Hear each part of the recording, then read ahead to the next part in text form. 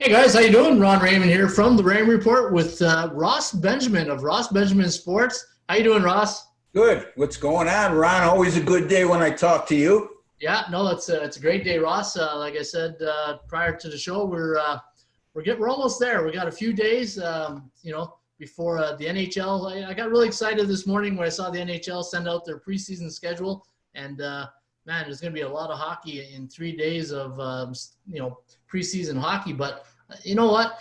Just what the doctor ordered right now, I think it's going to be it's going to be an interesting time to see if they can make this work. Like I was been doing this conference here the last couple of days with SBC, and the bookmakers were talking and how this is new to them too, right? And how they're going to protect themselves on really maybe lowering their limits and circles games on situation because of COVID. Yeah, I mean, I think what I would recommend anyway, if I'm running a sports book right now, I'm saying, hey, we're going to put a circle on every game, put a limit on it until 3 hours before game time. Because in the NBA and NHL and Major League Baseball, as I understand it, all of those athletes in personnel, trainers, etc., coaching staffs will be tested on the day of the game. So you're looking at possible scenarios like in the NBA, hypothetically, a LeBron James, for example, if the Lakers are -8 and God forbid he tests positive on the day of the game, that line's going to move, right, Ron? To 3.5, 4 points. And that leaves the sports books exposed, Yeah. And leave themselves wide open for middles too, more so than they ever have encountered by far. Yeah, and I think at the beginning, you put your toe in the water type thing, and you really, their biggest concern is getting hit by the whales and the professional players.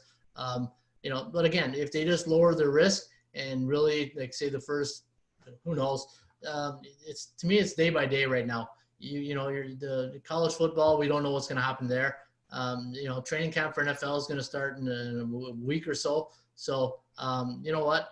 I think you got to take a day-by-day approach right now and see, what comes out at the end. Yeah, Ron, it's we see a line move happen, and we're looking to see, is that sharp money that's moved the line? Is that public money? Well, there's going to need to be a little more research now when we see a line move. Obviously, if you see a 3.5, 4 point line move like I just alluded to, it's not because of the public or sharp money. Some key player just tested positive. But a 1.5, 2 point move, which isn't out of the ordinary in the NBA, for example, we're going to have to now look and say, okay, is this something that's generated because a starter got ruled out because he tested positive? Or is this, we'll look at the betting patterns. There's a lot of different angles to this, not only on the sports books part, but ours as well. Yeah, and we alluded to before the show. Us as handicappers, when we put out our picks, we got to time it right too, so that the line doesn't force us to maybe talk about that pick to our clients. Say, you know what, now that line has moved 7 points, there's no way I would have played that in the first place. Yeah.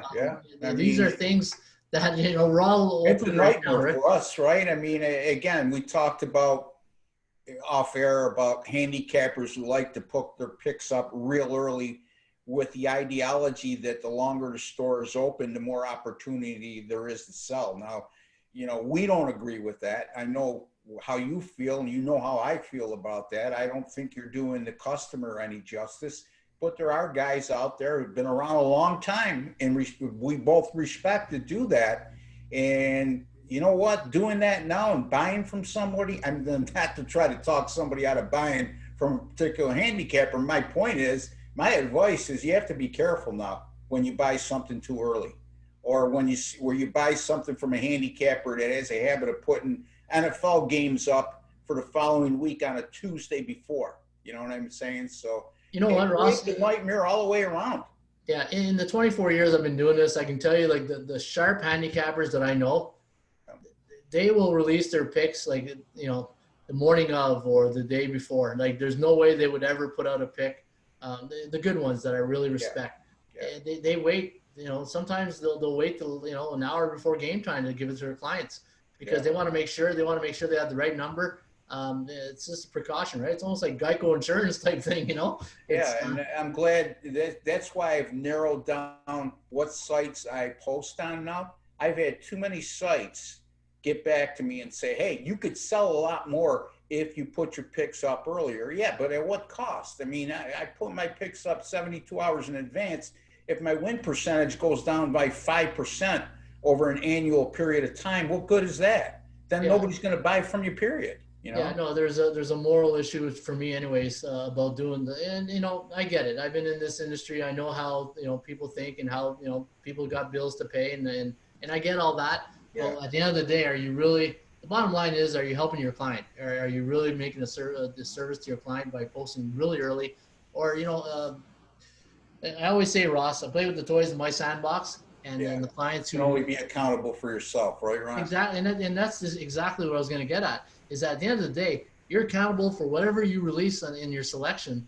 And that's why these monitoring services are out there. And I believe that, we do here at ATS is we show our picks. I do the same thing with our horse racing selections that after the day, you can go back to ATS stats and go look at our tip sheet and how it did. And the proof's in the pudding. And, if you're good at what you do, people will eventually know. It's just that we're in an industry where people don't have a lot of patience. But you got to have a lot of patience and a lot of research and development goes into choosing your handicapper that you trust and that you follow, and that's where experience comes in. And we tell people all the time, don't base your selections or your opinion on one day of service. Make sure you do it over a longer period of time and see what the winning record is after, say, 30 days or something, or after 100 releases. Because it's really hard to convince somebody of that. You know what I mean? But that's because then they want the label bank across our door, right? But we're not a bank. Kidding. I mean, I don't know about you, Ron, but I do know about you. I shouldn't say that, but we both encountered this. You go on a 16-2 run, and all of a sudden the next day sales explode. Okay, look, if you're on that type of run, eventually it's going to end, and sometimes it's not going to end nicely. You may go 4-7 the next 11 picks, and you're still got a good record, but they didn't catch the 16-2 run. They jumped on you when you're red hot. Now, if you go from handicapper to handicapper and handicapper like that, you know what? It's a losing proposition. So like Ron said, you got to find a guy that's a proven winner over a long period of time. And when you go with him, give him time, okay? Rome wasn't built in a day, for a lack of a better phrase, an old cliche, and neither is winning handicap. Yeah, no, we're in the Janet Jackson industry. What have you done for me lately? Exactly. How have you done for me yesterday? Yeah. On that note, Ross, we've got a great show lined up here today, folks. If you've missed our prior shows, we've broken down all the AFC East, NFC East. We also did the NFC North, I think, and the AFC North. And today we're going to break down the NFC South. It's going to be a great conversation I had. And again, folks, if you're new to the Raymond Report with Ross Benjamin, you can find us anywhere you download your streaming devices, Apple, iTunes, iHeartRadio, Spotify, Stitcher, also on YouTube. You can find us on our YouTube channel. Where can they find you, Ross? They can find me at my personal URL, that's or website, whatever you want to term it as, rbwins.com. That's R as in Ross, B as in Benjamin, WINS, which I can certainly or consistently do, .com, rbwins.com. And you could also find me pretty soon at atsstats.com, which is Ron's website as well. That's right. We're putting up an all-star team here, Ross, what I feel is going to be an all-star team of handicappers. Big Ragu. We also got Plus Money Wager is going to, Jeff from Plus Money Wager is going to be hopping on board. So, you know what? Good, exciting times happening here at ATS. We've been around a while, but I always feel anytime you put a team together, it's always more fun And, like you said, one guy is cold, next batter up and he might be hot, right? Yeah. Another thing we're going to be doing here, Ross, is we have a Facebook group page. And if people want to join our Facebook group page, all you got to do is go to the website. There'll be a little link in the description. But if you go to Facebook and you do Raymond Report, join our Facebook group, because eventually what we're going to do is we're going to have special promotions. We're going to give out some tips, and you'll get like an insider view on things to come. And we'll give you a heads up on when these podcasts are coming, because the one thing I love about these podcasts, Ross, is that when we get up and we do 2 a week right now, but once the sports get going, we'll probably do like a half-hour podcast a day. But these longer podcasts, a lot of research goes into these podcasts. Like I spent the last couple of days, and I'm sure you have too, just researching for today's show. And guys, the stuff where you're going to learn here today is going to be phenomenal. It's some good tips and some good numbers. And the good thing about podcasts is that eventually down the road, when the NFL does start and you say, you know what, I remember Ron and Ross talking about Indianapolis week 1 on the road. Wasn't a good record. I'm going to go back and see exactly what it was. And you'll be able to see it on the podcast, because it's going to be staying on the servers, and you will have access to them all the time. Yeah. All right. One other thing, if I could add, Ron. Yeah, for sure. Go to YouTube channel, or the YouTube page, and you could find our podcast on either the Raymond Report YouTube channel or OSGA. That's OSGA YouTube channel. And if you subscribe to either one of those channels or both, you'll be notified right away as soon as we publish one of our podcasts. So, and again, folks, subscribing to either one of those channels costs you absolutely nothing. There's no strings attached. There's no bait and switch. It's just a convenience we provide, and you supporting us goes a long way in, above the neck for both of us to know that you're out there, you're listening, and you're learning, and it's beneficial to you. So Ross, each and every day when we do these podcasts, each and every other day, we give out tips. And for the people viewing our podcast, there's a show segment at the bottom where I list out everything. If you don't have time and you want to go to a segment of a previous show to see the sports betting tip that we've given out previously, just go to that timeline. And Ross, it's one of my favorite things here on the podcast, and it's giving out these sports betting tips to our viewers. And I'm going to let you kick this off here. You got a great NFL tip here. Why don't you explain to the audience about your tip? Sure. Well, Monday, what we discussed was how home teams do in the first of 3 straight at home. And specifically, home favorites of -3.5 or greater in that situation. And I displayed how well they do in that particular situation. Ron, do you have the graphic to put up? There we go. Ta-da!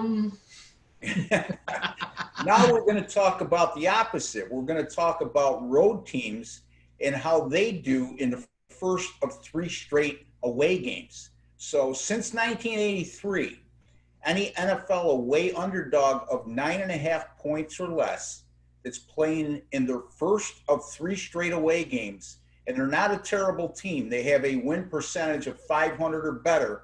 It resulted in those away underdogs since 1983, it is, folks, going 57-23-1 against the spread. That's 67.8%. And that's just terrific, because anything over 60% is great. In that kind of win percentage range with that many results, or as we like to say, a big sample size, that's something you should not neglect. And also, not only that, those underdogs of 9.5 or less won 45 of those 85 games straight up. Ron, your money line betting stuff for the NFL. And to carry that one step further, if those underdogs within that exact betting situation, if they're facing a non-division opponent, any team outside of their division, this particular betting angle, it improves to 37-10 against the spread. That's 78.7%. And the underdogs in that situation, which there were 47 of them, they won 30 of those 47 games straight up, Ron. That's a shade under 64%. very strong betting angle. And people would say, well, how did you arrive at this? Well, first of all, you got to think when a team goes on a 3-game road trip, biggest fear for NFL teams in that situation is they know how tough it is to win on the road and coming home after 3 straight games losing all 3 games on the road. So it's imperative in their minds that they get off to a good start. Sometimes they come up a little bit short, but you're going to get a great effort. The reason, again, from a mental aspect is you want to get that first win under your belt on the road trip in the first game, and it takes pressure off you in the next 2 contests. Now, if you split the next 2, you had a winning road trip. If you lose the next 2, the worst you could do is 1 and 2. So that goes hand in hand, not only those results, but think about that from a rational standpoint. And if Ron could scroll down a little bit, you'll see all the results of what's happened since 1983 in that exact scenario I just described. And to the right of that, you'll also see how if we asked another query out of this specific situation, how that can improve. In other words, again, any NFL away underdog of 9.5 or less that's playing their first of 3 on the road, they have a 500 or better winning percentage, and they're facing a non-division opponent, 37-10 against the spread. You'll see on the right-hand side, you can even go one step further and say if that team is coming off a win, that way underdog is coming off a win in their previous game, they improved to 23-5 against the spread. Second column right at the top, Ron. Right here, yeah. That team is off a win. So again, something you could revert back to, you could write it down. There's probably 4 or 5 situations that come up every year where a team is playing 3 straight away. And you could take advantage of that situation by giving yourself an edge. Where, again, we're talking about 37 years of multiple results, Ron. It's not like something that comes up once every 10 years. No, and the couple things I take away from this is, number one, you're getting a good team. You're not getting, it's not, and going back to my Raymond report theory, right? The A, Bs, and Cs. Yeah. This is a B-type team that's, swimming above water here at 500. And now you're even with the bookmaker because when you're talking about the elite teams, teams that are, 7-0, 8-1 right now, like there's a public confidence and perception towards those teams. When you get a team like this that is at 500 or better, the line will dictate. It'll probably favor a bit of the home team here, but and you're getting them in the middle of the season, like almost, because the first 3 away games, you're not going to see a lot of away games. You shouldn't, anyways, at the end of a year. Unless the schedule maker really doesn't like that team. On occasion, that might happen in the playoffs, for example. Yeah. But you're right, Ron. You would think that the NFL office wouldn't put a team in a situation they're playing 3 straight away in December. Yeah, but to me, what I always like is that, and you've said it all the time, don't expect bad teams to help you out, right? Don't expect bad teams to do good things for you. Yeah, so this is what I like about this. And the thing, 45 and 40, those are dogs winning straight up. Yeah. Like that to me, that's what the first thing that caught my eye is the money line here too, right? Yeah, I mean, think if those dogs were an average of plus 250, do the math on that. You're losing at $100 a game, you're losing 4,000, and then you take 45 and multiply that by 250. I don't have a calculator in front of me, but it doesn't take a rocket scientist to figure out that's a pretty darn good profit. Yeah, and like to play money lines as well. Hey, like I said, it's like getting a good pitcher at 150 type thing, right? Yeah. And the thing is, Ross, you got a lot of recurrences right here. Yeah. Like, it's you're talking about 81 occurrences, right? Yeah. So, no, this is a great solid tip. And again, it's something to keep an eye on. And that's why when we break down the NFL games, and most professional bettors and handicappers do these type of shows you got to break down the schedule. I remember our good buddy, Greg Dempson, he just, like a dog smiling like a butcher's dog, as they say, when the NFL schedule will come out, because he would know that that's, where he do the meat of his handicapping at the beginning of the year to see exactly the schedule, to find the weaknesses of the schedule of certain teams, and then, circle those things. And then when it does come, you'd have a sheet, and you go back to your sheet, each schedule, and say, okay, this is what I did in the off season, and now I'm going to see if it can materialize here. So this is something, is there, like, have you done the schedule, the research to see if there's any 3 away teams this year? I did it for the home, okay, that home angle. I ran out of time today in my preparation. It slipped my mind to do so. But what I could do is add it under the comments under our video on YouTube. Yeah, and next show we can mention it on the next show. Actually, you know what? There might be. I thought, yeah, hey, ask and you shall receive type thing. So New Orleans, they got 3 road games this year, starting week 11 against Denver, Atlanta, and Philadelphia. Here, I'll do a quick screen share right here. It's funny how the number gods. You see that, Ross? Yes. Okay, so Denver, Atlanta, and Philadelphia. Now, the only thing there is New Orleans, how good a team they are. Yeah. Will they be a dog in that game at Denver? It's possible because the Broncos could be much improved. But again, you don't know, Ron. I mean, Drew Brees could be hurt at that time and be out for a game, and it's Jameis Winston instead of Drew Brees at quarterback. So there's many different factors. If you scroll down a little, Ron, please. To screen down. Yeah. You could see up. All right, you could see let's see here. That came up in the Tennessee-New England playoff game last year, where Tennessee finished the season with 2 straight away games, and then their first playoff game was at New England. But prior to that, in 2019, you see it with Philly and Minnesota.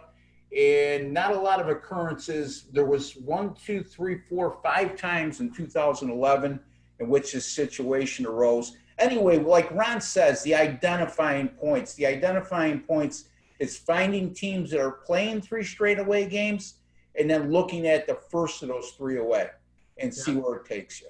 No, that's solid, Ross. I'm sure the audience will love that. And then again, folks, if you're new to the Raymond Report with Ross Benjamin, these are the type of things hopefully we can bring to the table each and every week. And this is a show. We want it to be entertaining, but also with facts.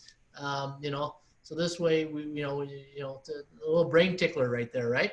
Yep. So that's an awesome one, Ross. I'm going to bring in one of mine here. Can you see this? This chart right here? You there, Ross? No, I cannot. Okay, 1 second here. I'm going to bring okay. How about this right here? There we go. Okay. So what I'm going to do here, guys, is last week I gave you I think it was the letdown factors and I forget what the last one I gave. But this one here is the baseball. It's a baseball tip. It's a pretty good one. And the concept and the theory behind this play is you want to bet the under on getaway day. And the getaway day for teams is this. Anytime you got a baseball team that's on an extended long road trip, well, that was the last tip, was the hockey road trip, right? Yep. So it's almost similar to that, Ross. So in baseball, you got these East Coast and West Coast, especially the West Coast teams, I find. This was a good one here because of the body clock, is when they go play in the East Coast and play, like, say, teams like Atlanta, New York, and Toronto, they're going to be over here a couple of weeks. And, if they've been here a couple of weeks, they're itching to get back home. They want to go sleep in their bed, eat in their kitchen type thing. So whenever you get, and these are great for Mondays. Anytime you get, and it's a classic, that 1 o'clock or that 10, if you're in Boston Red Sox, sometimes you get that 10:30 Monday game or the noon game in Detroit where these teams are playing like a 10-game road trip. And this is the 11th game, and it's they've already won a few games. This game, they've mission accomplished. They've won what they wanted to do, and now it's getaway day. But they got this one afternoon game to get out of the way, and they're sending maybe a middle pitcher that in the rotation that's solid. And if he's on a hot streak, or it could be the ones in the last of the rotation one of their the pitchers that's been getting clobbered, and who knows, right? You might not have a great day, but you might get that pitcher who's solid, and go out there and give us 7 good innings. Let's get out of Dodge, and the over/under is 8.5, and you're up against their ace. There'll be a 1-2-3 type inning, and next thing you know, they're on the first plane out of Dodge, and that game finishes 2-1 or 3-1, and there's no real stress on that team because they've had a good winning percentage. So what I've done, Ross, I'm gonna stop this screen share. I'm gonna bring in a new one. Okay, and there's so many angles you can use here. I just brought this real quickly before the show to show people. So when any MLB road team is coming off an 8-game road trip and they're coming off a 5 or more game winning streak, the under 66%, 10-5, and you're going back here to 1996. There was other stats here. I brought another one up recently, but my computer just crashed and I had to do a reboot. So I had to do this one really quickly to get it back up. There was another one that was at 10, 20, and 3 to the under. I think it was like a 9-game road trip off a 5-game win streak. So if the team is having success and they're winning and they say they swept the series, or, it's a 4-game series and they won the first 3, and there's not, they got that one in the bag, and they really don't, they always care, but, it's not a lot of pressure to win that. It's a little different when they've lost 3 and they're on the last one, then they want to win that one. So this way they can probably save face a bit. But if they've won in those first 3 games and they're playing that 4th game, you can tell that on getaway day, the under is a pretty good one. I'm just trying to see if there's a lot of teams here. Road team was Boston, Baltimore, Cleveland. So look at that. So Kansas City, Midwest, the East, Oakland, the West, Texas, Midwest, Atlanta, East, Cleveland, Central, Philadelphia, Miami, Seattle. So again, a variety of things. These are all results from getaway day, correct? Yeah, exactly, right. And just the funny thing, on getaway day. One thing I'm just going to look real closely here. Like, look at the score, right? 2-1, 5-0, 5-0, 12-3, 4-2. So a lot of low-scoring games, and the average total here. You got the 10 and 9.5. So a lot of inflated lines here. 11, 9.5. So it looks like 9.5 is a good number to fall on. But again, I just wanted to bring that tip to your attention. It's one in my book that I've always used, and it's a pretty good one. And if I could, I'm sorry. Yeah, I'm done, Ross. Yeah. Okay, if I could add to that, why this makes even more sense to me, 2 things. Number one, a road getaway game in the afternoon, meaning the team is going to get out of town right after the game.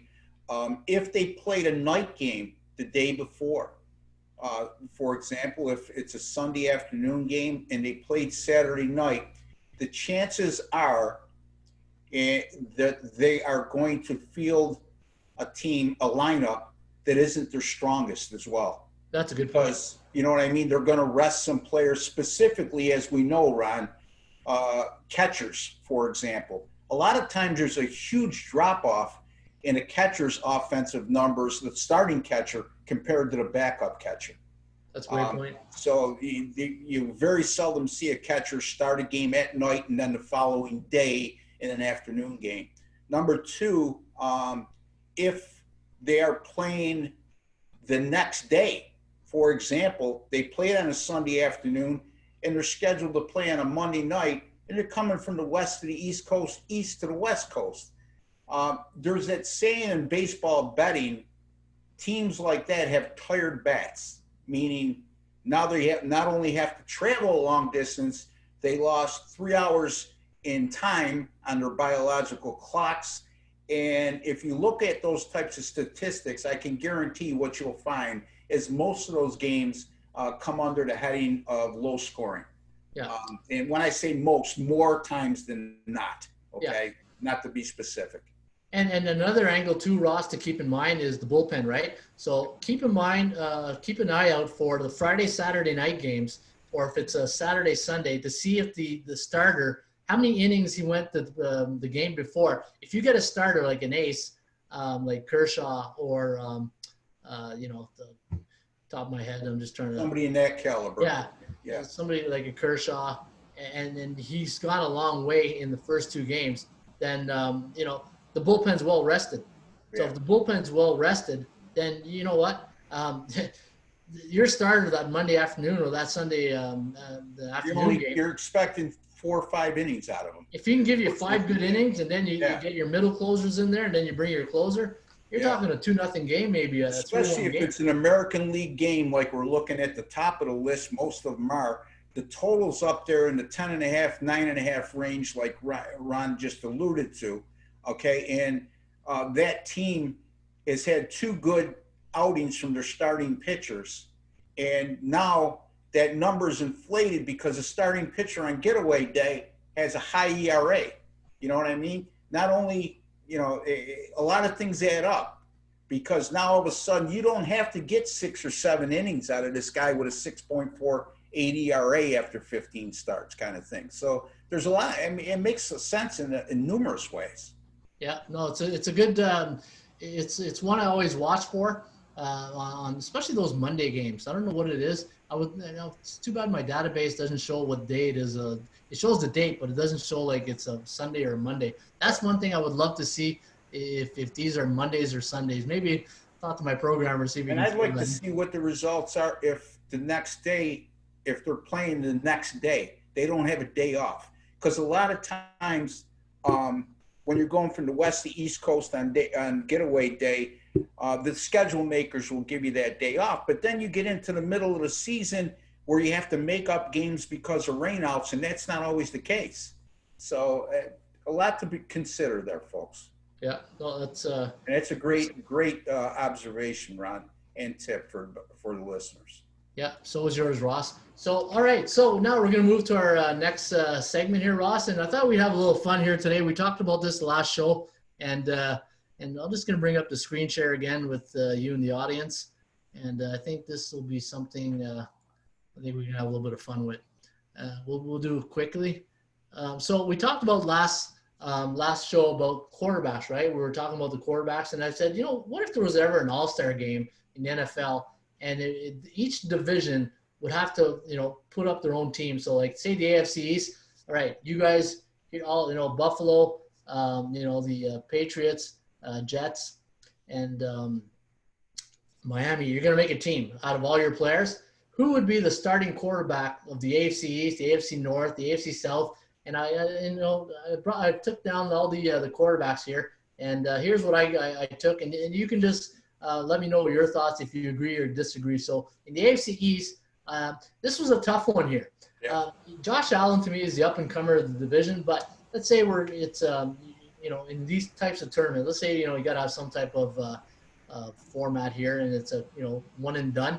You need some experience. So I went with Cam Newton as my starter, Ryan Fitzpatrick as my backup, Josh Allen as my third, and Sam Darnold as my fourth. Yeah, I wouldn't disagree with that. I mean, look, Cam Newton's got to a Super Bowl before. He's a former All-Pro quarterback.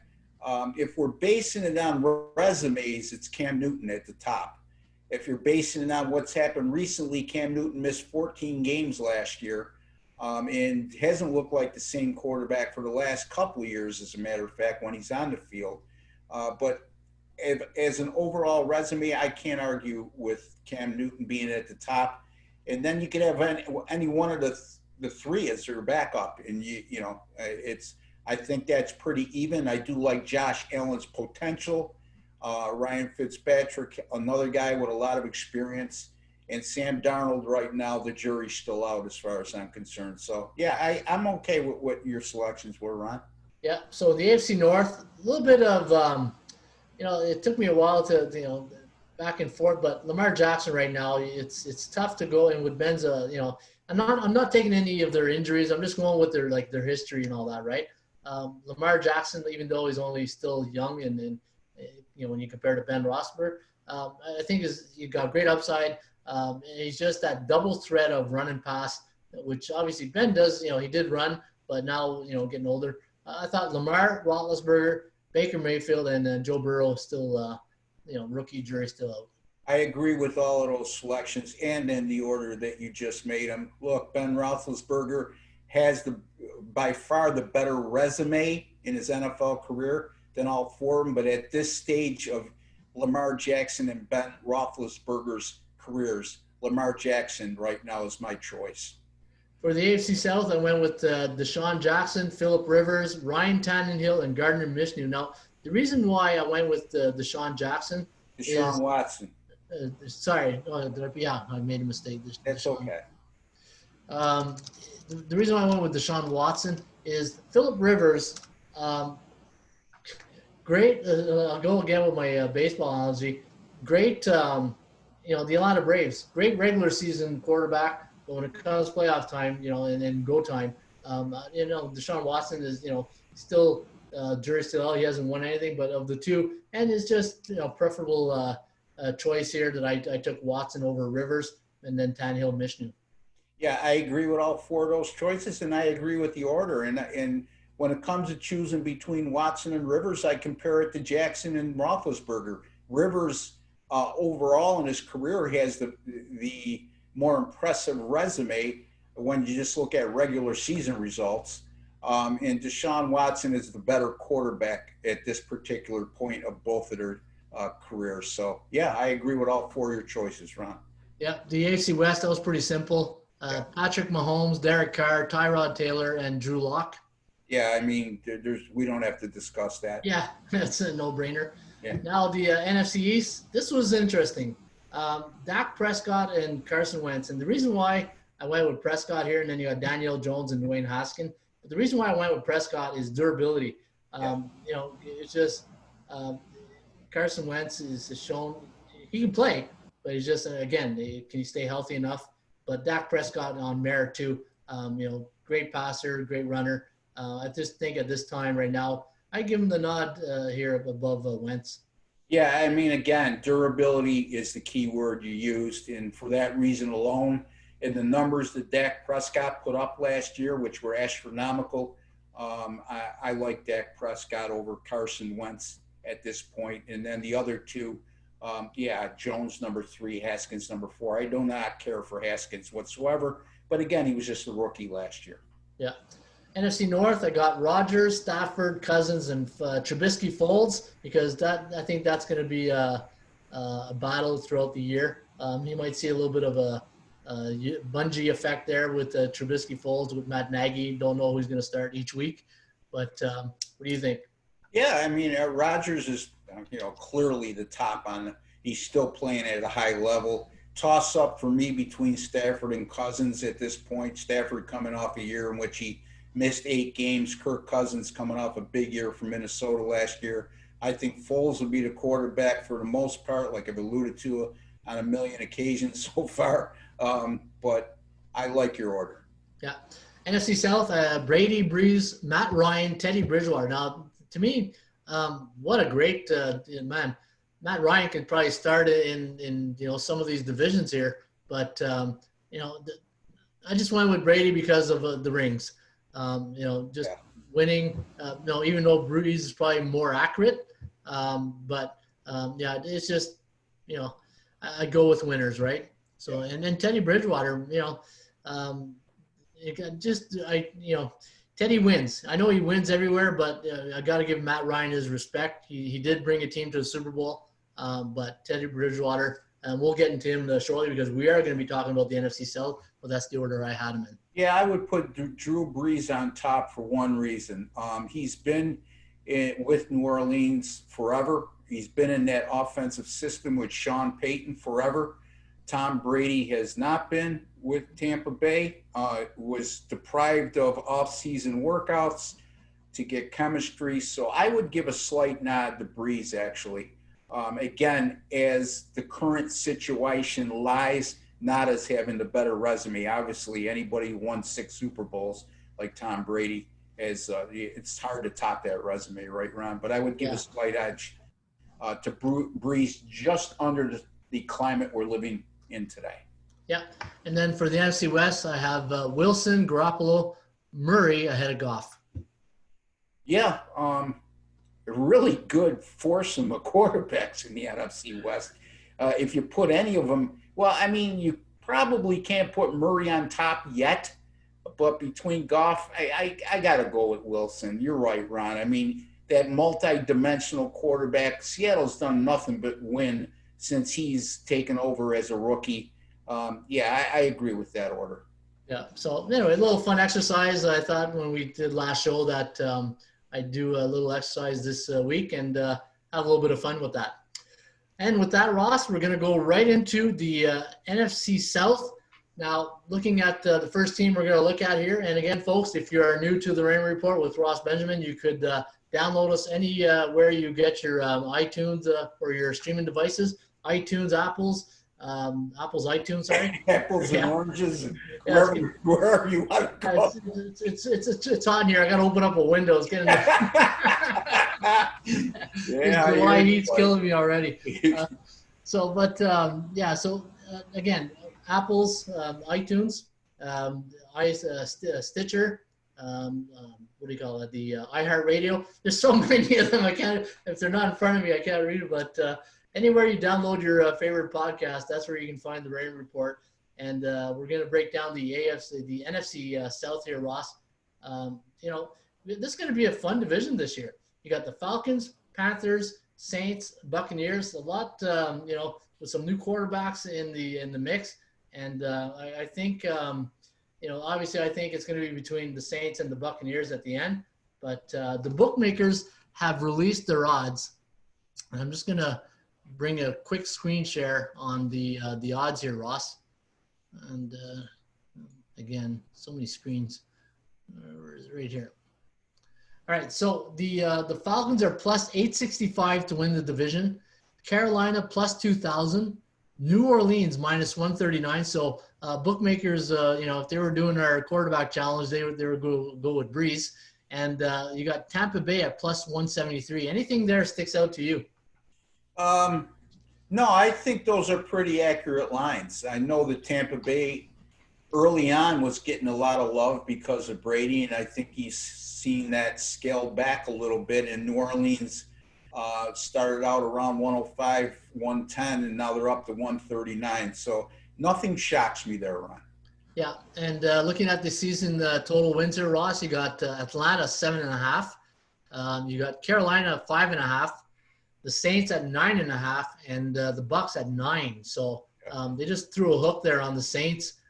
They're hooked better according to the bookmakers, and I thought that number was pretty low until I started digging into the schedule a bit. I thought we'd see maybe some 10s or 11s, but maybe the bookmakers know something that we don't. What do you think? Well, I'll touch upon that when we cover New Orleans. I thought it was low too, but I'm on the opposite side. I got a point to make why I think it was low. All right, so we're going to go right into Atlanta here, Ross. The Falcons last year finished the season. It's going to bring up their schedule down here. I thought I had their schedule. They were 7-9 on the year in the NFC South. I'm just going to see here. You got Dan Quinn, 46-39. With a 54% win percentage. And then you got Sean Payton, who's only higher at 62.6. And then you got Matt Rule, who I like. I remember him was at Temple before he went out. Baylor. Yeah, Baylor. And you know what? This guy, everywhere you go, he just wins. And the players seem to like him a lot. When I look at the college teams, the guy just wins. And he's just wanted to make – but is he another Chip Kelly type thing where he goes to the NFL and then who knows what happens? I hope not. I really like this guy, and I hope he sticks and does something special in Carolina. I don't think he will be. I think he's going to be solid, Ron. You just have to be patient with him in a first year. Again, we're talking about a brand new head coach in an off season where they didn't have, the typical mini camps and times to work out the bugs and install new systems. But he's not a gimmick head coach. You know what I mean? Yeah. And again, not to pick on Chip Kelly, he was taking a college offense and trying to convert it to the pros, and we saw the results of that once they caught on. Yeah, no, Chip Kelly, I read his book. It was, as a coach, reading a lot of the coach's book. There's his book I like, Urban Meyer's book I really like, Tom Coughlin books I really like, Coughlin Time. I really liked his book. We'll see what's going to happen this year. Now, looking at Atlanta, 7-9 last year, 7-9 the year before. 2 losing seasons prior to 2017, 11-7. But the one thing that stood out for me when I looked at the point spread and the over-unders is the totals. Look at the totals, 2015, 16, 17. It's amazing the law of average, the way it really works sometimes. 2, 13, and 1 to the under in 2015. And then the following year, if you thought, oh, you know what, a lot of unders that year, maybe we're going to play unders. Well, I don't think so. 17 and 2 in 2016. The year after that, 5, 13, and 0. So just to show you the point spread gods, how they can be very mean to you sometimes. And your law of averages chart. Yeah. Right? Yeah, law of average chart right there. So looking at the depth chart for the Atlanta Falcons, you got Matt Ryan, Matt Schaub, Kurt Benkert, and Danny Etling as a quarterback. The one move I did like is Todd Gurley, if he can stay healthy. But one thing that tells me, though, they already slot him in number 1. Ito Smith is number 2. Whenever I see a quarterback or a running back like Todd Gurley come and they slot him number 1, and he's got a little bit of injury issues, I don't know if I place him in that 1 slot yet, or do you play him in type thing, right? Yeah. I think if you're going to make that move to bring him in, you got to make him number 1. Now, the thing is, the jury is out, but all reports from the Rams organization is they started to not give him as many touches last year because they felt his knee injury that he suffered in college and aggravated in the pros was starting to be a chronic condition, which means that it's long-term. It's not going to go away anytime soon, and it's just a matter of time. And we know out of all positions in the NFL, Ron, you know it as a head coach as well, is running backs' lifespan is much shorter than any other position. But again, I don't know how you make a move for a guy like that with the numbers he's put up in his first 4 years as a pro and not make him number 1. The problem with Atlanta is not going to be with Gurley. They were one of the worst running teams in football last year. And they certainly didn't have a Todd Gurley, but by the same token, it's still about run blocking. And that's what concerns me the most. And, you brought up 7 and 9 the last 2 years. And since Atlanta's gone to the Super Bowl at the conclusion of the 2016-2017 season, they're just 25 and 25 straight up since that time. And Dan Quinn was on the way out last year. They started out 3 and 9, Ron, and then they saved his job by going 4-0 straight up and against the spread in the last 4 games of the year. And I'm sure that spoke volumes to the front office to say, hey, we vastly underachieved thus far. This guy's on his way out, and the players didn't quit on him. So obviously he's well liked, but at some point after going to the Super Bowl and you're 25 and 25 off back-to-back losing seasons, I would say he's on the hot seat. Yeah, no, I think you're right, and you don't ever want to use a division as an excuse, but you're in a tough division too. When always we do the quarterback exercise, you got some.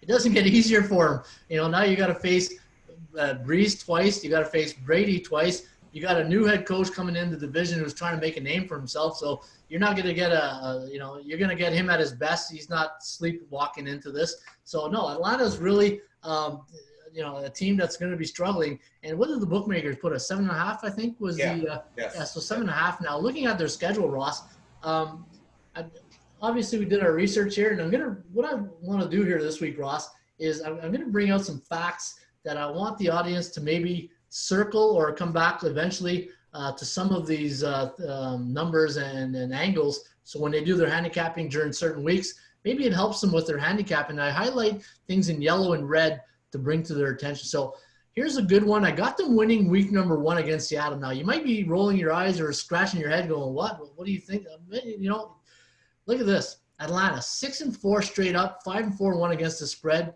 in their last 10 head-to-head matchups against Seattle. And the Falcons are 5-1 as a home dog week 1 since '89. And Seattle, 1-6 straight up since '08 on the road week 1. So, sometimes perception versus reality, and you look and we see a schedule like this, Ross, and we see Atlanta hosting Seattle. Our initial thought is to go back to last year of both teams and say, Seattle's by far the best team. But this is week 1. And I've said this in many podcasts. I love week 1 because the bookmaker doesn't know and we don't know because we have none to base on because preseason don't count. And this is what I love about getting value. And the Raymond Report's fundamentals is this: shop for value, play the percentages, and look for situational handicapping. And I think this year in week 1 could be a nice spot for Atlanta. Do you think they're, according to BetLine, are they a favorite or an underdog in week 1? I would have to look that up. I'm assuming they're going to be a 1 or 2 point underdog in that that's situation. what I'm thinking. But having said that, to your point, Ron, this is a good matchup for Atlanta. The strength of their team is their offense, and the weakness of Seattle's team is their defense. It's, no longer the Legion of Boom anymore in Seattle. If you look at their numbers last year, they went 11-5 because of their offense, not because of their defense. They gave up some pretty big numbers in a lot of games last year defensively. And, when you got wide receivers the caliber of Calvin Ridley and Julio Jones and against that inexperienced Seattle secondary, and then you add Todd Gurley into the mix, which you got to believe if there is a preseason, they're going to rest him. They're going to make sure he at least gets to the starting gate healthy. He could potentially have a big game there. So I like the matchup for Atlanta in that situation. Yeah, and then it doesn't get any easier. They're at Dallas, where they're 2-5 straight up in the last 7. And then they're back at home against Chicago on Fox. And the under is 0-7-0, perfect 7-0 to the under when they face Chicago. So that's, from a totals point of view, if you like, if you, let's say the first 2 games, if the first 2 games go over, this is going to be a perfect underplay for me. That's why I put it in yellow, because it's one I'm going to circle to see if those first 2 games go under. There's dollars to donuts. I'm probably going to play the under in the next game right here. Yeah, Chicago's defense is going to be awfully good too. If one team, they're totally capable of slowing down a high-powered offense like Atlanta is sure to possess, and especially with Atlanta's weakness on offense being their offensive line. Chicago's defensive line and linebackers could expose that as well. A very interesting note, since Dan, I'm a head coach trend guy, right? Dan Quinn. Coach Killer. Yeah, exactly. Dan Quinn now going into his 6th season with Atlanta. In his first 5, the Falcons have gone 20-31 against the spread as a favorite. And that includes 1-8 ATS in their last 9 games as a favorite under Dan Quinn. And also something to keep an eye on, folks, and you might want to write this down. When the Atlanta Falcons under Dan Quinn are coming off a straight-up favorite loss, they were favored the game before, and they lost outright that week or the following week after that result. They've gone 4-16 against the spread under Dan Quinn. So a couple of nice, strong trends that fall under what I like to use when I do use team trends, is how they do under a specific head coach. Wow, good. Those are good stats. As a favorite, what was that favorite record? The favorite record under Dan Quinn, Atlanta's 20-31 against the spread as a favorite in the 5 years that Dan Quinn has been there as a head coach, which past 5 years, obviously. And that includes going 1-8 against the spread in their last 9 as a favorite. Wow. That's, not a good favorite. So, hey, and again, maybe we wait for that value spot when Atlanta's a good live underdog, right? Yeah, and they also don't react very well coming off an upset loss under Dan Quinn as well. 4-16 against the spread off a straight-up favorite loss. So they got Chicago, then they got a Monday nighter at Green Bay. Atlanta's 3-7 straight up, but 8-2 against the spread since '89 at Green Bay in their last 10 games. So, good news, bad news type thing. You're probably not going to win, but you're probably going to cover the spread. Hey, that's that old Simpson episode. It doesn't matter if you win or lose as long as you cover. Yeah, exactly. Yeah, and then 4-11. So the Panthers right here, the next game, the following week, Atlanta is a road dog on Monday Night Football. 2-8 straight up, 6-4 against the spread, 6-4-0 to the over. So not a good road dog Monday night record since '84. What was that again, Ron? So when Atlanta Falcons are a road dog on Monday Night Football, 2-8 straight up, 6-4 against the number, 6-4 to the over since '84. Well, that tells me they've been an underdog in a lot of those situations on a Monday night, and they're not winning outright, but they're covering. So, it's 6-1 and a half dozen of the other, I guess. Now, first division game since week 5. So, they're playing the first 4 weeks. In some teams, they get those division games out early. But here's their first division game against Carolina at home. Now, Carolina obviously hasn't done well. There are a lot of issues there the last couple of years. 4-11 straight up the last 15 road games versus division opponents.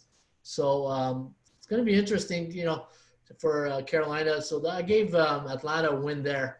At Minnesota the following week, where they're only 3-6 versus Mini, 9-4 straight up after a division game the last 5 years. But the under, 3-10-0 to the under in Mini. So that's a total I might be looking at. Then they got Detroit, which nothing really, the over you might want to consider. And then prior to the bye, I got them losing at Carolina and then losing to Denver. It's the first out-of-conference game since week, to start the season. So they don't play an out-of-conference game until week 9 to change the mindset a bit, right? Atlanta 1-4 straight up at Denver and 3-7 straight up in head-to-head matchups, home and away. So good numbers here, folks. If you're listening to the show for the first time, this is what we try to do with the with our podcast, right, Ross? We were trying to bring out facts and hopefully, if anybody ever has a question or you want to challenge one of these stats, hey, we're not perfect. These are databases, right? And anytime, and the one thing I love, Ross, when the people, they text me and they question the stat, it gives me a chance to really, it's a credibility issue with the database to see if there's a hole in the kink in the armor type thing. And it really, I love that because then it just solidifies the database to make sure that we fix any holes. Hey, it's computers, it's numbers, it's, I used to tell the players that 99.9% of stats are built on the spot. Well, I mean, that's what I was going to touch upon. I mean, from doing my videos last year, which my viewership grew exponentially along that way. In doing so, you always get the pessimist out there to think that there's no way you can know this stat. There's no way you can know that many results in that stat. Well, you're making it up to make yourself look smart. And what Ron said, look, if you want to challenge us on any of that, that's fine. We both possess databases. And that's why we're putting up a lot of graphics like the system that I just used, Ron, on the away teams and the first of 3 away. Those results are right up there. You could double check them. Now, you know as well as I do, Ron, sometimes there's going to be a slight difference because one guy might have them at 6.5, another guy might have had them at 7.5. Depends on what closing line you're using. But for the most part, they should be right in the ballpark. And like you said, Ron, we're something they call a human being, so we're prone to err on occasion. Yeah, no, exactly. And but the one thing though, if you're playing season totals, this is the right way of doing it. Like go through and dissect every game, think of everything, and these are the numbers that And I'll show you this. I got a great system, not a system, but a fact for Atlanta coming off a bye. Now they're facing New Orleans at New Orleans. Obviously, they're going to be a road underdog. I believe it or not, I'm giving them a win here. Atlanta is, and I'll tell you why. Atlanta is 4-6 straight up. Not a great record, but a win there maybe takes a 5-5 law of average. But Atlanta is 6-5 straight up, 7-3 as a road dog after a bye, and New Orleans are coming off 49ers. So this is more of a play against New Orleans, knowing that they're probably going to face Atlanta. They're probably going to let their guard down. I hope to God they beat the 49ers big because this is your classic letdown situation. And I think, Atlanta comes in like a sleeping dog and just puts the boots and off a bye, like you just said. And that's what that stat's all about. And also take into consideration one of New Orleans' regular season home losses last year was to the 49ers. And that thrilling 48-46 game in December. Yeah. So there's revenge that they're going to be playing with. They're going to be playing the defending NFC champion, and then they play an Atlanta team that hasn't had a winning year in 3 years the following week, and they're not rested, but Atlanta is. So yeah, Ron, I can see your point. It's, you know, and if New Orleans has a vulnerability at home during regular season action, believe it or not, it's been against division teams. So a lot makes sense in that regard in picking that upset. I'm just not that brave, though. Yeah, well, hey, you know what? There's a book out there called Good to Great. I'm a good handicapper. If New Orleans wins, I mean, if Atlanta wins, I'm a great handicapper. Yeah, you know, it's that old saying, when you go out on a limb, Ron, as a handicapper, you're either going to look like a genius or an absolute dummy. There's going to be no in between. So, hey, but you know what? These are the spots you got to look for. Absolutely. And then I think, now, we're talking about sandwich games here. I know you talked about it a few times in the podcast. This is a New Orleans sandwich right here. They got Vegas after. But when I look at their schedule here, this is the only time of the season I think I got them on a winning streak. It's an only 2-game winning streak. So I do have them as a win here. Atlanta 4-1 straight up in the last 5 head-to-head matchup with the Raiders with the last 2 games in Atlanta. So I got them a win here, but then I got them losing at home to New Orleans. Could be a revenge factor here. Atlanta 2-3 straight up, 1-4 against the spread in Atlanta versus the Saints. But again, winning the last 2 games. Falcons 7-3 straight up, and against the spread the last 5 years in December home games. So I'm really big on that, right? I'm a big guy when it comes to, you know, I know I'll get razzed a lot on Twitter when people say, you know, they'll joke, oh yeah, tell me when Tom Brady wins when he changes underwear 3 times. What's the stat on that, right? Like I know. I get the same thing, and you know, it's mostly from people who have no wherewithal to look at stuff like that. That's all I got. But here's what I'm getting at. I always feel there's a feel to a game. It's like I always say, it's like when people work 9 to 5, Monday to Friday. There's a different feel when you go to work on a Monday morning than when you go to work on a Friday morning. You know, it's the last day of the week. You know, you got the weekend ahead of you. And it's the same mindset that I take into handicapping with players. And in December, you know, it's a celebration month. You know, you got Thanksgiving, you got Christmas, you got New Year's coming. So people are in a spirit of mood, right? They're in a good mood. That's a Friday. And then the other end is in October, it's a Monday, you know. Yeah, exactly, right? Miserable. Yeah, exactly. Miserable. Yeah. Hey, but what do they say? Misery loves company, right? Yeah.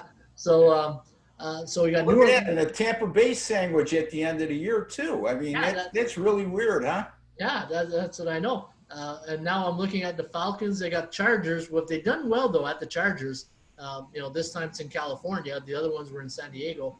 4-0 when they play the Chargers. That's why I wrote in California and not San Diego or LA.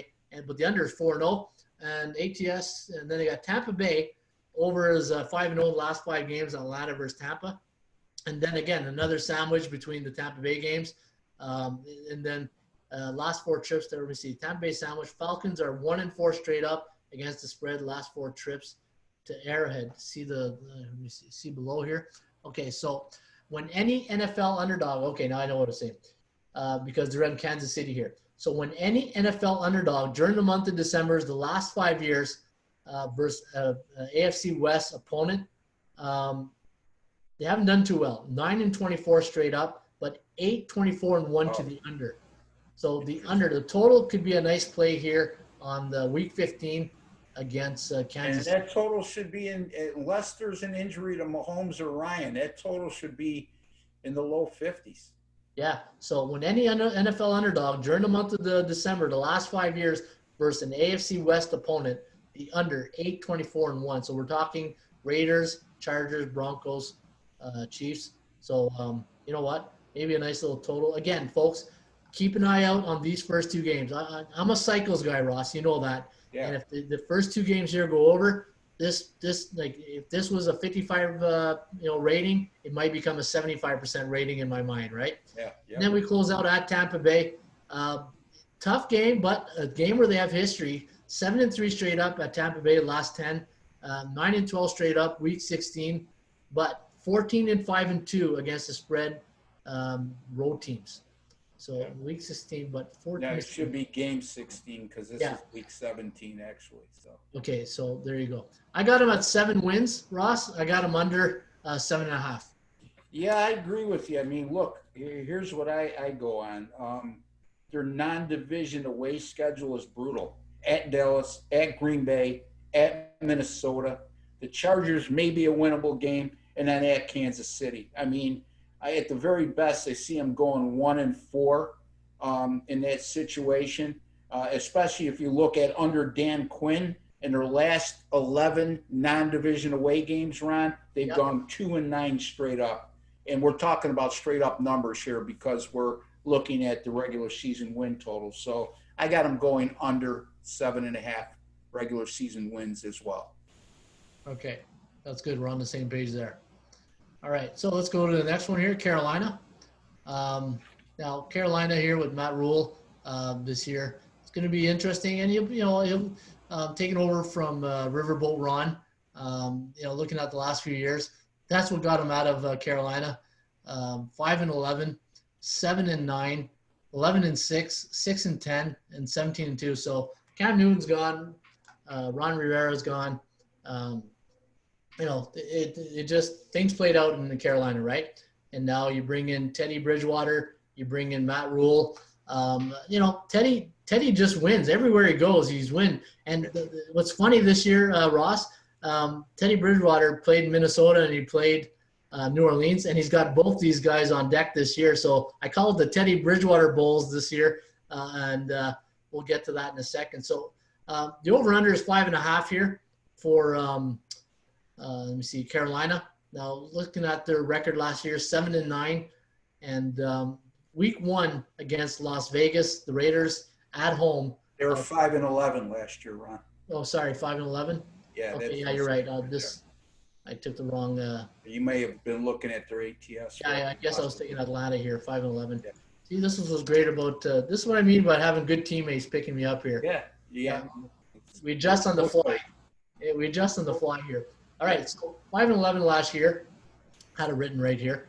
11-5-0 to the over. Again, I like looking at totals too, Ross, because I feel when you see numbers that are like this out of whack, there's always, like, for instance, you look at Atlanta, 2-13, look at the following year, 17-12, look at that. And then you got the law of average playing out right here.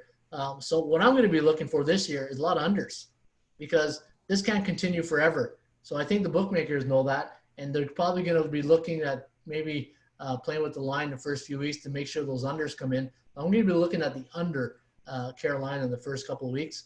Now, Raiders week 1, I got them as a win here. But the over 11-5-0 for road teams in Carolina the last 2 years. So the over is 11-5-0 for road teams in Carolina the last 2 years.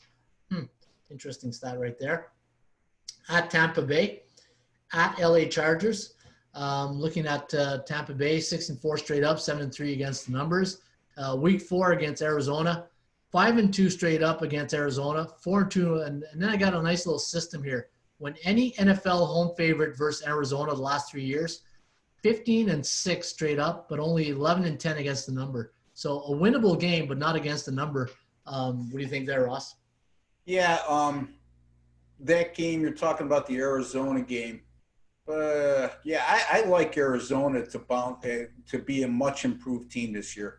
They were 5-11 a season ago, and it's a winnable game. There's no two ways about it. If you're going to get a few wins in there for Carolina, that certainly should be one of them. No guarantee, though. It's not going to be a lock against I think it's going to be a much improved Arizona team. Well, the reason I took Carolina here is because they're at home. Yeah. And you got two teams with identical records. Arizona was what last year? 5-11, 5-10-1. I'm sorry. 5-10-1. Yeah. And so you got two teams who are identical. And remember, we talk about you get teams like this. The perception is that the home teams automatically get 1 or 2 points, 3 points top, field goal favorite. So that perception is out there. But I think Teddy Bridgewater now after 2 road games, Tampa Bay, and then who knows what happens in LA. I got them winning here. But, just let's say they do lose, then this Arizona number game becomes even better for me. And then I got them going on a really bad losing streak here, Ross. At Atlanta, versus Chicago, at New Orleans, and then at home to Atlanta. The under is 1-6 when Carolina plays the Falcons the last 7 games. 1-6 against the number versus the Panthers, and 1-5 straight up on Thursday home game. Now this, where is it? This game here is a Fox NFL Network game on a Thursday, and they haven't done well here. The Panthers haven't done well. 1-6 against the number, 1-5 straight up. But again, I gave the nod here to Atlanta, and I think Carolina again not doing well on Thursday night games. It's just my own personal feeling. And then you got Kansas City the next week, and then you got Tampa Bay. Against Tampa Bay, I got 5-2 straight up, 6-1 against the number. And after a KC game, any NFL home favorites the last 3 years, 5-11 against the number after a KC game, but 12-4-0 to the over. This could be a high-scoring game against Tampa Bay. And the only thing I would warn there is I unless something drastically changes with Tampa Bay, I don't see them being a favorite against Tampa Bay, even at home. Okay. I think at that point they're going to be what you have them as. Yeah. And I even think you're giving them more credit than they deserve with some of those wins, in my opinion. And I just can't see them being a favorite even at home against Tampa Bay. Tampa Bay, we'll get to that. I got my personal feeling on Tampa Bay, but I'll get to that. Again, it's perception too, yeah, right? Ron absolutely. Brady at quarterback. I'm not saying that they won't cover or they won't win the game. I'm just saying that I would find it hard to believe they'll be a favorite in that game. But anyway, go ahead. At Minnesota, prior to their bye week, Panthers are 1-6 straight up before a bye since '97. So not a good spot here for Carolina. And then after the bye, they're at Denver. They're 0-4 straight up in Denver. But this, it could be a revenge game here. It's a loss to a Super Bowl loss in 2016. Road teams are 7-21 straight up last 3 years versus Saints in the Dome. Where did I get that one here? I don't know why this one's here. Maybe it has something to do with the Saints. I'll come back to that. Then at Green Bay, and then Washington, and then New Orleans. Maybe a road teams or something. Anyways, I'll come back to that one there. Again, when you're throwing so many stats and then. Yeah, sure. Yeah. I mean, that's a strong one, right? Road dogs in the NFL are 9-54 straight up at Green Bay in December. Speaks to the weather, and speaks to the quality of teams that Green Bay's had over the last decade. Now, I do have an NFL system here, Ross, that's pretty powerful. Not powerful, 0-8 straight up. When any NFL road underdog before a bye, and before that bye, they're playing Minnesota, nobody has won in mini. 1-8 straight up, 3-5 against the number, 4-4. So pretty. And again, Minnesota as a non-division home team is outstanding. Again, under Mike Zimmer, 26-6 in their last 32 straight up at home versus non-division opponents. Yeah, and I got a nice little totals trend here, Ross. When Carolina is a home team before playing New Orleans, the under 5-14-0. So before playing New Orleans. So I guess the week 6 here. So I got them winning 5 games this year, Ross. I know you probably said you got them winning less. Yeah, I didn't give them the benefit of the Arizona game. I think Arizona will win that game. I certainly, it could go either way in my opinion. The Chargers game on the road, the Chargers better win that game. Let's put it that way. But again, it's a winnable game. I'll give you the benefit of the doubt there. The Las Vegas opener is certainly going to be a winnable game. The Detroit home game is a winnable game. Against Denver at home should be a winnable game. I got them more like a 3-win team, honestly. And, again, you look at Teddy Bridgewater. You've mentioned him on a couple of occasions. 5-0 as a starter with New Orleans. But he's going to not have as many offensive weapons at his disposal with Carolina other than Christian McCaffrey. DJ Moore is a nice receiver coming off 87 catches last year. But overall, he's not going to be working within the same offense. And secondly, he's not going to be playing with the lead with Carolina as much as he did in his 5 starts with New Orleans last year. And also, we're talking about a quarterback that's never had more than 14 touchdown passes in a single season in his NFL career. Yes, he's won. He's won with some pretty good defenses, too. New Orleans actually last year wasn't bad defensively, 11th overall. So, yeah, I'm to make a long story short, Ron, I'm going under the total of 5.5 regular season wins on Carolina. And you better hope Teddy doesn't get hurt, because then you go from Will Grier to P.J. Walker. Yeah. And, let's be honest, this offense is going to run through McCaffrey, right? P.J. Walker's actually, you mentioned Matt Rule, former coach at Temple, head coach at Temple, and P.J. Walker was his quarterback there. So there you go. So, and also Carolina turned the ball over 35 times last season. That's enormous. They also gave up 58 sacks. That's not very good. That's near the bottom of the league, if not the bottom, if I'm not mistaken. And Teddy Bridgewater with his knee issues, where he had that gruesome knee injury a couple years ago, Ron, they better keep him upright. Yeah, and the thing too with running backs is that they help in the protection, right? A lot of people don't, we don't talk about that enough. The offensive line, but the running backs have a big role to play too, in pass protection. And McCaffrey, he's not a big guy. He's probably more of a swing pass type running back, or a chip and go type running back. Yeah, they utilize him in a passing game enormous, right, Ron? I mean, he's not going to be a guy that you keep on 3rd and long, keep in just specifically for another blocker. I mean, he's an outlet. Exactly. Another thing with Carolina too, if I can mention, Ron, real quickly, they were number 2 in sacks in the NFL last year, believe it or not, with 53. Wow. However, they lost Mario Addison and Vernon Butler, who both signed free agent contracts with the Buffalo Bills, and those 2 players combined for 15.5 sacks last year. So that's taken a lot away from their pass rush. Mario Addison especially is going to be a big loss for the Panthers. A lot of people haven't heard of him. He doesn't get a lot of recognition, but the guy's had 39 sacks over the last 4 years. Wow. So, yeah, defense is going to have to probably help them win some games there this year. And probably be, sometimes they say your best offense is a good defense, right? Yeah. One other thing, Ron. Yeah. They're 0-5 straight up in ATS in their last 5 games before playing New Orleans. New Orleans perennially, a top club in the NFC South, and they obviously look ahead in those situations. Their last 5 games they played before New Orleans, they've lost and not covered all 5 of those, and they lost by an average of 18 points per game. Before playing New Orleans? Before playing New Orleans. So that would be the Chicago game, and also would be, if you scroll down, before New Orleans, Washington. Yeah, so those are games we got to circle. Yeah. Okay, that's solid. All right, Saints.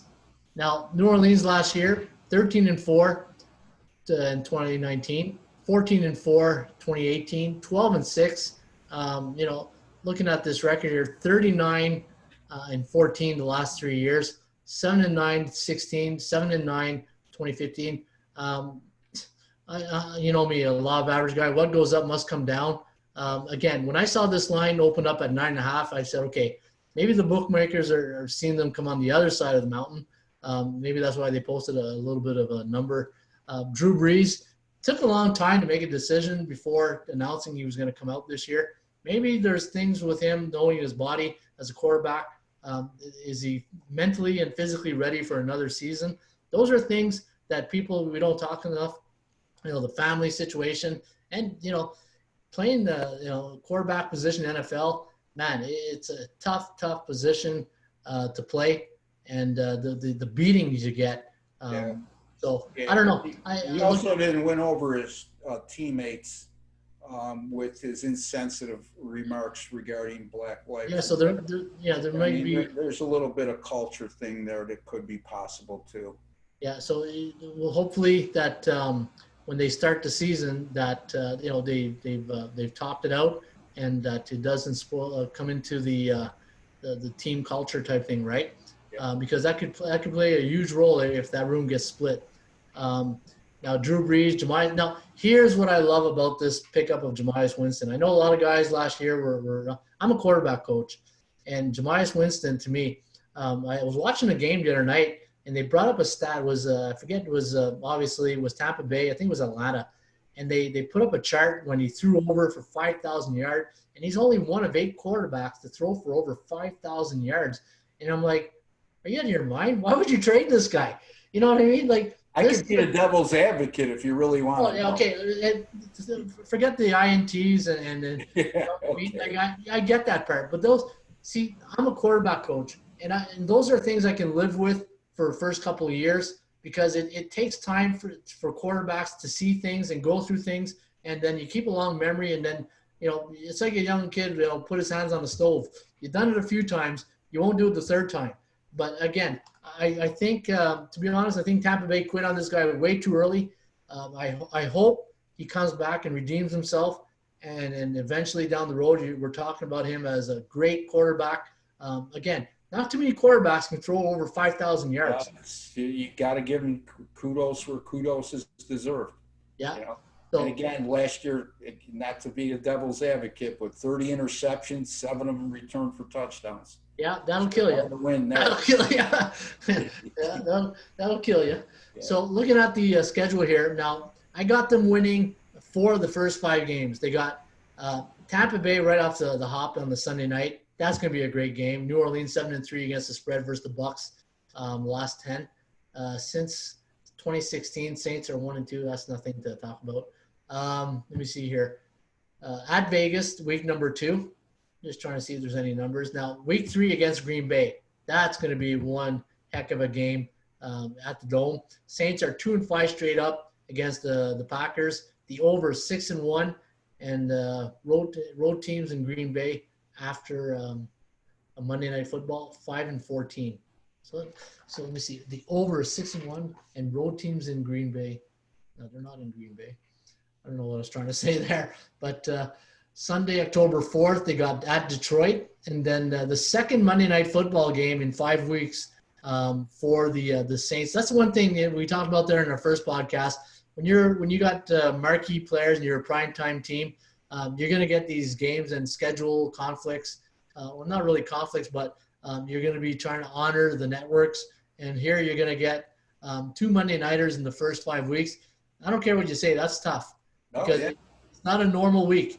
Playing on Monday. And second Monday for the over is 8-1 in the last 9 head-to-head matchups with the Chargers. Okay, the first Monday night, but here's the thing: you're getting 2 breathers on Monday night, right? You're getting a 7-9 Raiders and a 5-11 Chargers team. What do you think of this? Yeah, I like everything. I actually have them winning the Green Bay game. I don't think Green Bay. I think they're going to regress this year. If it was on the road at Green Bay, it would be one thing, but at home, I have them winning that game. That's the only difference between what you have there, Ron. All right. And after the bye, we got Carolina. I got them winning there. And then you got the Saints, Chicago, 7-7 lifetime at Soldier Field. At Tampa Bay, the Saints are at San Francisco. That's going to be a great game. Saints are 5-1 straight up. 1-5 against the division in the division sandwich. So revenge game here. That's your revenge game you're talking about, 48-46, Ross. Yeah, and the thing the thing I find funny here, it's back in New Orleans. It's not in San Francisco. Why would you have 2? I saw that the same way, Ron. I said this is a non-division home games in back-to-back years, which doesn't happen very often. Let's not forget, folks, the way they set the NFL schedule up, Ron, is you play all your division teams, right? That encompasses 6 games. And then you play an entire non-division schedule against one specific division in your opposite conference and one specific division in your same conference. And then they give you 2 other non-division games randomly based on your records from the season before. So that's where it falls into that category. Last year, New Orleans played the NFC West teams, and this year they're playing the NFC East. Yeah. Okay, and then your two. Sorry. I saw Philly there. They're playing the NFC Central or North. I'm sorry, NFC North, Minnesota, Green Bay, and such. Detroit. Yeah. So they're playing the NFC North. They're playing the AFC West, and then there are two games outside of those divisions. Beside their own division, it's going to be San Francisco and Philly and Philadelphia.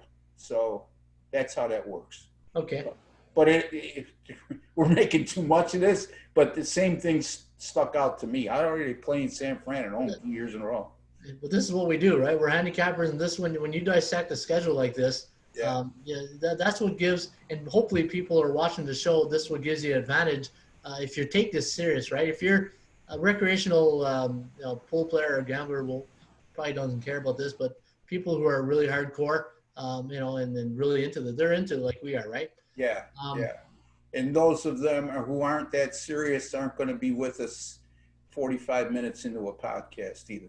So. Yeah, and hopefully those are the people buying our picks. There you go. If you're being honest, right? Yep. Little subconscious. Welcome to the show. All right, so New Orleans is 4-1 straight up, 4-1 against the spread. The last 5 home games against Atlanta. Now here's the start of our 3-game road trip we talked about prior to the show, Ross. Saints are 1-3 straight up in Denver, 2-6 overall in head-to-head matchups. So Denver does have their number against the Saints, and then they got Atlanta, which a division game. So a little division sandwich right there between Atlanta, and then at Philly, New Orleans 4-5 in Philly since '83, and any NFL underdog of last 3 years before playing Kansas City, 3-7 straight up. So they got KC on deck. That's a tough look ahead. Here's you got Wentz 1 week, and then you got Mahomes the next week, and but the good news is you got him at home. And then you got a Christmas Day game, Friday Christmas Day game against Minnesota, and then New Orleans against Carolina, where they're 9-1 straight up as a road favorite in Carolina the last 10. Well, that's the good news for the Saints. I got them winning 10 games this year, Ross. Yeah, I have them going through your win-loss column. I have all the wins that you have. I have them splitting the Chicago-Tampa back-to-back road, and I have them splitting the Philadelphia-Kansas City back-to-back. I just don't see this team losing 2 in a row all season long. Here's the thing, Ron. They have a very tough non-division home schedule, right? They play Green Bay at home, the Chargers, which you don't know which way they're going to go. But, Green Bay, San Francisco, KC, and Minnesota. New Orleans, under Sean Payton, is 13-1 straight up in their last 14 non-division home games. 13-1, that is, okay? Straight up. And we're talking about regular season win totals here. Forget the against the spread number. And their only loss in that sequence was that San Francisco game, 48-46 last year. So they're going to be playing with revenge in that game. I really like the Saints. I think they're a 12-win team myself. Wow. Let's put it this way. We agree on the over 9.5. Yeah, exactly. And, you could be right. I'm not big on Tampa Bay, and I'll get to that in a second. I got some stats here. Week 1, when New Orleans, a home team before a Monday night game, 1-6 against the number. And when any NFL road team's playing on Monday before Green Bay, so week 2, 5-12, 0-3 against the spread as an away favorite. And any NFL 3.5 or less road favorite. So when any NFL road team, a road favorite of 3.5 or less versus playing the Chicago Bears during the month of November, and this is more of a, in Chicago, it's called the under 4-12-0 week 7.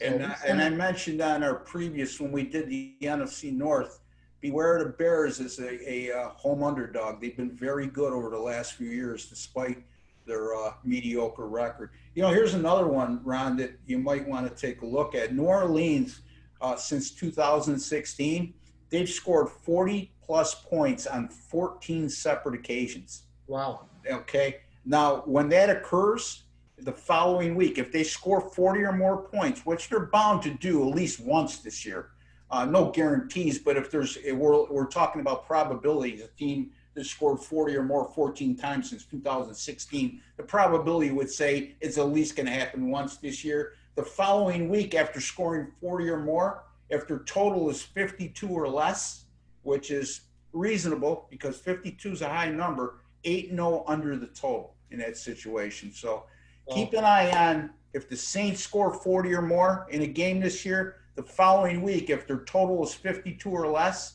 since 2016, 8-0 under the total. Yeah, it makes sense.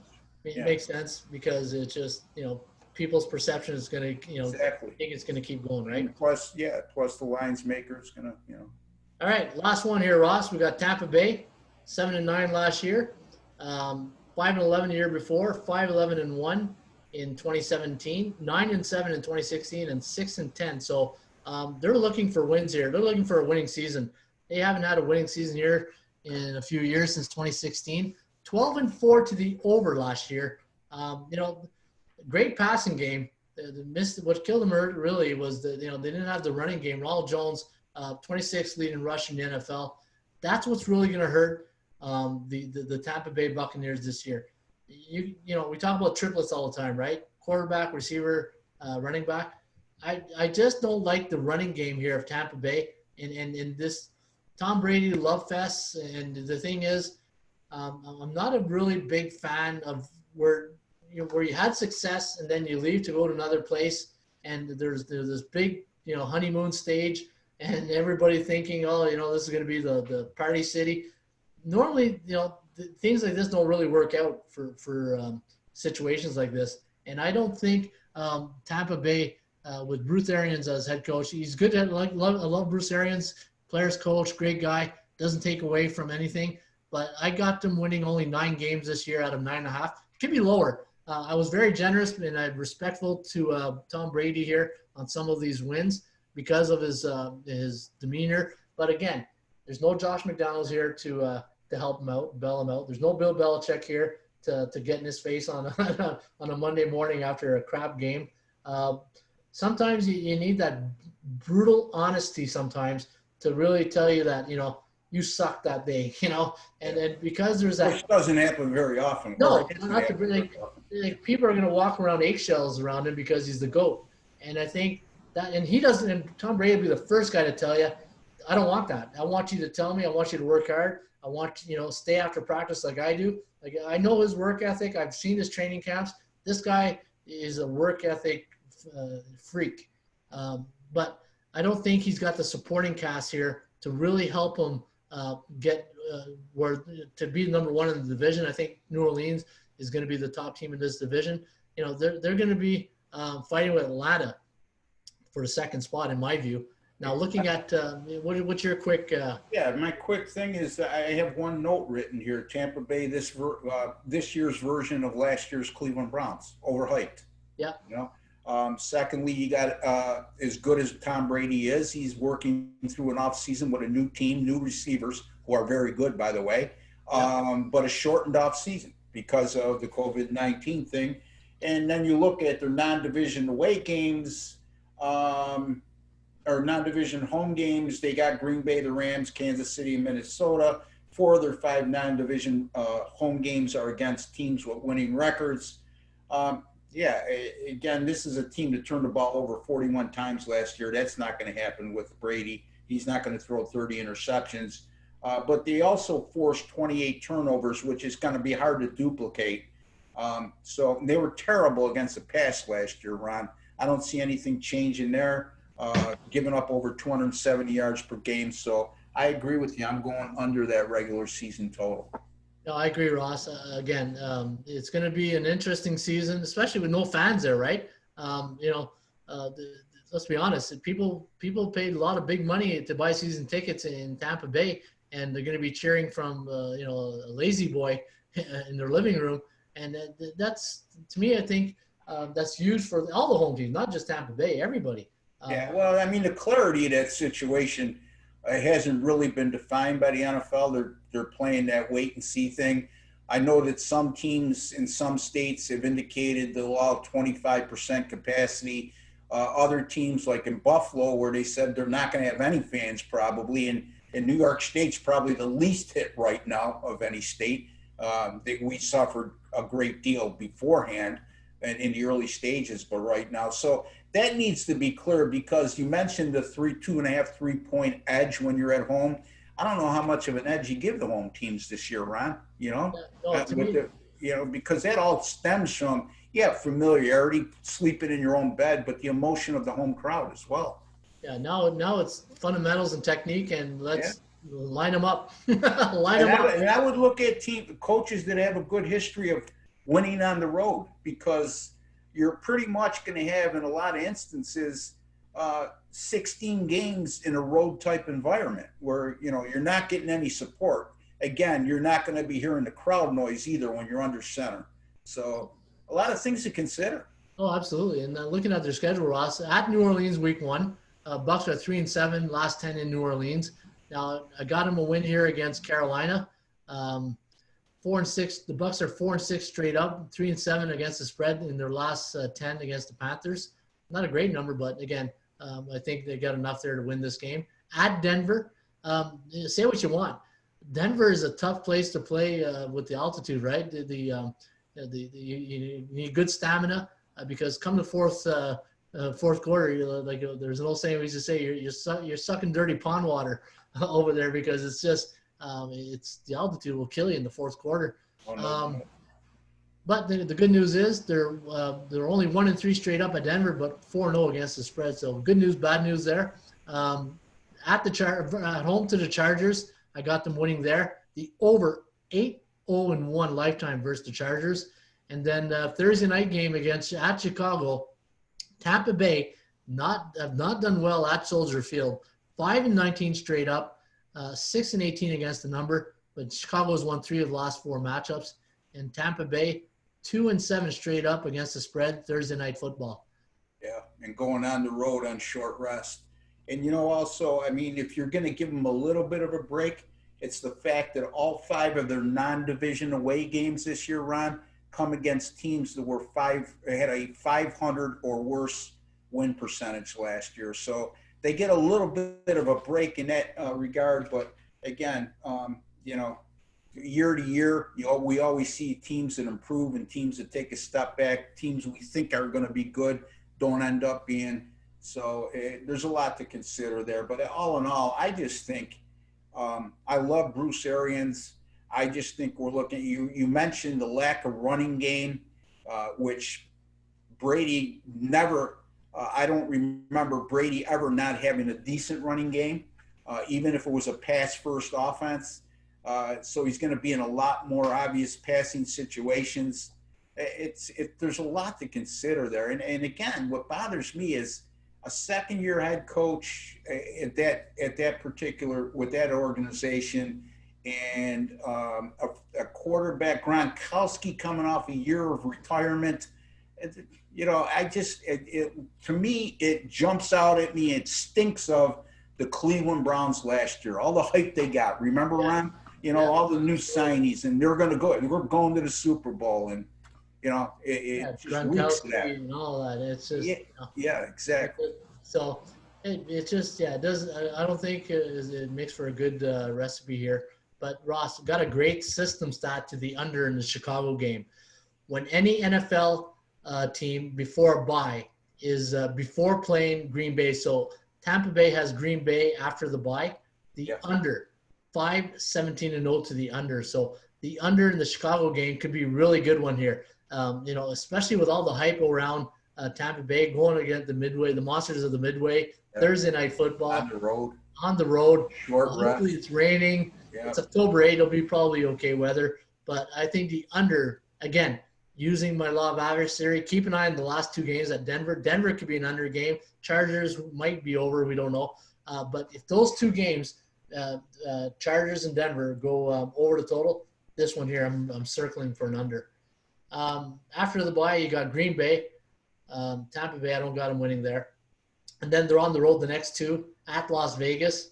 I'm giving sometimes you got to go against the conventional thinking here, but then I got them winning 4 games at the Giants, versus New Orleans, at Carolina, and then at home to the Rams, and then I got them losing to Kansas City. Eventually, with a team with a lot of talent like this and a good head coach, there is a chance for them to go on a winning streak. I don't know if it'll be a 4-game winning streak. I'm giving them, and this is what I meant at the beginning of this segment, Ross, and I'm giving Brady a lot of respect here because of winners win. And the one thing I'll give Brady, he knows how to win. And if he brings a bit of that mindset and that attitude, which I know he will, and he'll instill into those players, there is a chance for a little bit of a winning streak here. But Kansas City will snap that. Yeah, the only thing is, I wish again, that game was at Kansas City, but it's at Tampa. Yeah, well, I mean, it's still going to be tough to win that game no matter what. And especially Kansas City going against a Tampa defense that gives up a ton of yards in the air, and I don't see a vast improvement this year in that regard. And you're also looking at a Tampa defense, like I mentioned before, Ron. I can't emphasize that enough. They were beneficiaries of 28 turnovers last year. Usually when you see that high a number, it gets reduced the following year. 47 sacks last year. These numbers could have been a lot worse defensively than they were. That's the part. No running game and a defense that has trouble stopping people. Brady's going to have to put up huge numbers. Not to say he's not capable of doing so, because the combination of Chris Godwin and Mike Evans are terrific at wide receiver. So we'll see. And the bad news is you're playing Kansas City and home teams the last 2 years, 4-12 straight up against KC at home. So not a good situation. Then they get a bye week. And then after the bye, they get Minnesota. I gave them a win there. Gave them a loss in Atlanta. Again, my 1-1 theory with division opponents that are pretty even. At Detroit, I got them winning there. And then at Atlanta, versus at home to Atlanta, I got them winning there. I got them winning 9 games. Could be 8. I don't see them winning 10. I don't see it. But I got them under 9.5, and that's probably my best bet of all the 4 teams. Yeah, and I don't disagree with that at all. Right on. Hey, you know what? That was a lot of fun. Yeah, that was a long episode. We killed our over-under of 116 on this show. But I think, Ross, again, for the viewers watching this, I hope you guys got something out of that. Again, you can always come back and watch the show, and you can watch it during the season. Say it's week 12, and you're saying, you know what, I remember watching the Raymond Report with Ross Benjamin, and they were talking about the stat before a bye week. And this is when you can come back to the website or go to the YouTube channel or wherever you find us and come back to this and say, then there's that stat I was telling you about. And hopefully we can help you now or we can help you later type thing, Whatever your remedy is. And I'll also say this, I've done 30 of 32 teams now. I got 2 teams left, NFL regular season win total videos that I do on my own.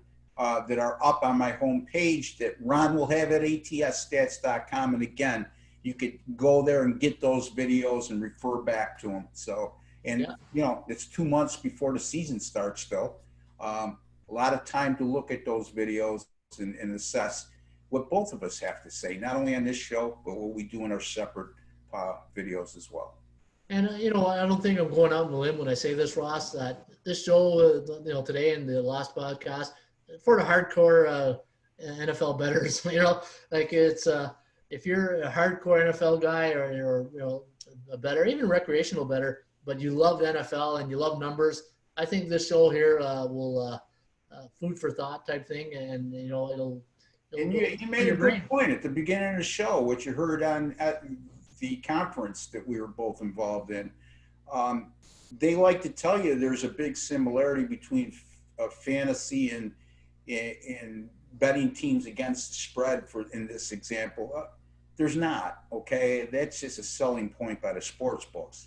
The bottom line is it's all about beating the number. And again, we care who's on both sides of the ball, but by the same token, folks, if we know who's on both sides of the ball and what quarterbacks are hot and what teams are hot offensively, so do the bookmakers, right, Ron? So, absolutely. It's about beating the number and going back to what we said before, perception versus reality, the changing the lines, algorithms, Ron's law of averages theory, kind of thing. So, and you know what, you bring a great point. And I have this tool here at ATS Stats, the parity value index. And what we do, and we'll do this before every NFL show, is we'll go and look at this this chart and see what the sports book needs, because we want to go see what has come in the last couple of weeks, because we want to put ourselves in the mindset of the bookmaker. Yep. Because if the favorites have come in the last 2 weeks, the bookmakers see that and they're going to adjust the number, and we want to be on top of that. And, you know, we want to be assured that we're one step ahead of them also, then that we know what they know.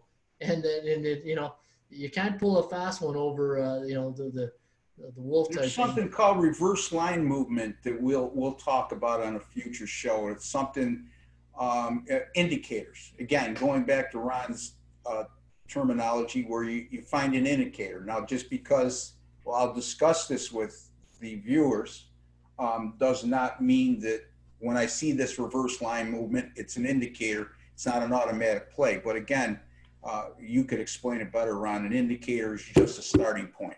Yeah, just starting point. Red flag up. They say if you got 25 factors in your checklist, and you know you see one indicator, then the more indicators you get, the more stronger of a play you have. Yeah. And then you also got to use the psychology of the mindset of the bookmaker to the public, and how the public is thinking compared to how the bookmaker is thinking. Because you know, what's that all saying? When everybody's going one way, you go the other way. Yeah, well, I mean, Las Vegas sports books didn't survive all these years because the bettors win. Yeah, well, you're right, Ross. And on that note, folks, we're going to wrap it up here today for the Raymond Report with Ross Benjamin. Again, you can download this podcast anywhere you download your streaming devices, your podcast shows, Apple's iTunes, Stitcher, iHeartRadio, and also YouTube, where both of our channels are. OSGA is for you, and Raymond Report is for me. And we're going to have a link. If you go to your Facebook page and type in Raymond Report, join our fan page, because we're going to be throwing up, once football season, baseball season come, we're going to have a fan page, or, you know, a Facebook page, where we're going to be putting information on there also, and for insiders, and you'll be able to get some information that we're going to share with you on a daily basis. Before we go, Ross, is there anything else you wanted to add to today's show? Yeah, just be sure to subscribe to our YouTube channels. Give us a like too, folks. It's encouraging for us. We take a lot of time to put into the show. You don't owe us anything by us doing that, but it's just a courtesy thing. Give us a like on our videos. And Ron, it's always a pleasure to work with you. Thanks, my buddy. And it was a great show today. And as I always say, shop for value, play those percentages. We'll see you back shortly with another Raymond Report.